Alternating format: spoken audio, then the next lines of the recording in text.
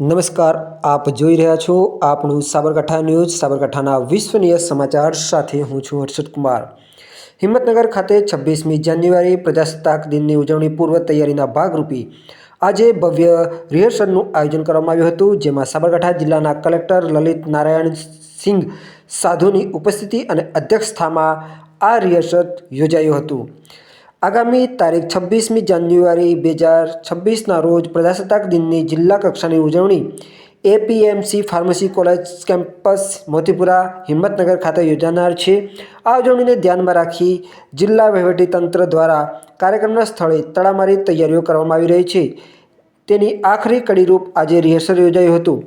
આ રિહર્સલ દરમિયાન ઉપસ્થિત સૌ દ્વારા રાષ્ટ્રગાન ગાયું હતું અને તિરંગાને સલામી આપવામાં આવી હતી. કલેક્ટરશ્રી દ્વારા પરેડનું નિરીક્ષણ કરવામાં આવ્યું હતું, જ્યારે વિવિધ શાળાના વિદ્યાર્થીઓ દ્વારા દેશભક્તિની ઓતપ્રોત એવા સાંસ્કૃતિક કાર્યક્રમની સુંદર રજૂઆત કરવામાં આવી હતી. આ રિહર્સલમાં જિલ્લા પોલીસ વડા ડૉક્ટર પાર્થરાજસિંહ ગોહિલ, નિવાસી અધિક કલેક્ટર શ્રી કૃષ્ણા વાઘેલા, પ્રાંત અધિકારી શ્રી, વિવિધ અમલીકરણ અધિકારીશ્રીઓ, કર્મચારીઓ, શિક્ષકગણ અને મોટી સંખ્યામાં વિદ્યાર્થીઓ હાજર રહ્યા હતા. આ રીતે હિંમતનગરમાં પ્રજાસત્તાક દિનની ઉજવણી માટે તમામ તૈયારીઓ પૂર્ણતાની દિશામાં આગળ વધી રહી છે. આવા વધુ સમાચાર માટે જોડાયેલા રહો આપણું સાબરકાંઠા ન્યૂઝ સાથે.